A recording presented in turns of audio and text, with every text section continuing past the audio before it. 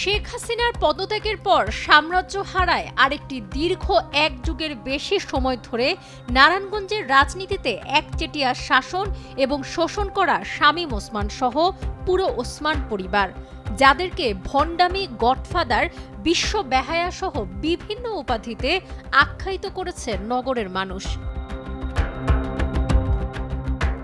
বছরখানেক আগেও শামীম ওসমান বলেছিলেন, আমি শেখ হাসিনা ছাড়া কাউকে গণায় ধরি না, অথচ নিজেদের পতন হয়ে যাওয়ায় অনুসারীরা মিলে গা ঢাকা দিয়েছে। নারায়ণগঞ্জে দেখা মিলছে না এই পরিবারের কারোরই।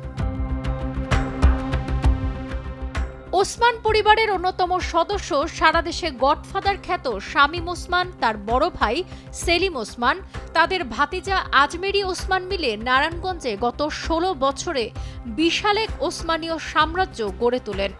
এই সাম্রাজ্য দিয়ে শহরের আনাচে কানাচে চাঁদাবাজি, টেন্ডারবাজি নিয়ন্ত্রণ করেছেন।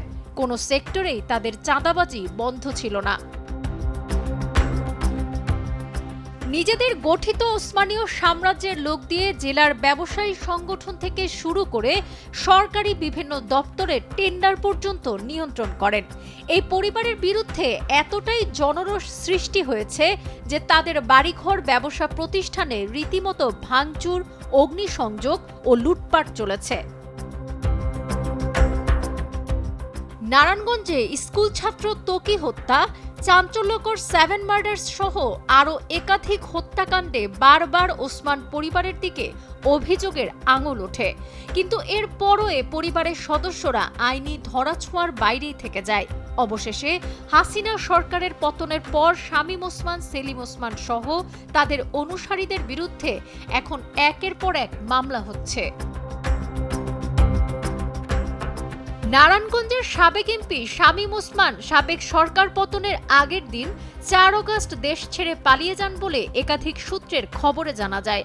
সরকার পতনের কয়েকদিন পর তাকে দিল্লির একটি মাজারে দেখা গিয়েছে বলেও সংবাদ আসে গণমাধ্যমে। সাবেক এমপি নাসিম ওসমান ও সেলিম ওসমানের পরিবার কোথায় পালিয়ে গেছে সে সম্পর্কে এখনো কোথাও কোনো তথ্য পাওয়া যায়নি।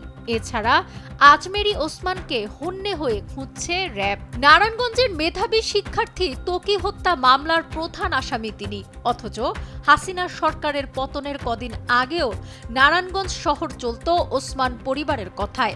আজমেরি ওসমানও তখন ছিলেন প্রকাশ্যে, কিন্তু সরকার পতনের পর এসব দৃশ্যপটও উধাও হয়ে গেছে। সাবরিনা কাজী, কালের কণ্ঠ।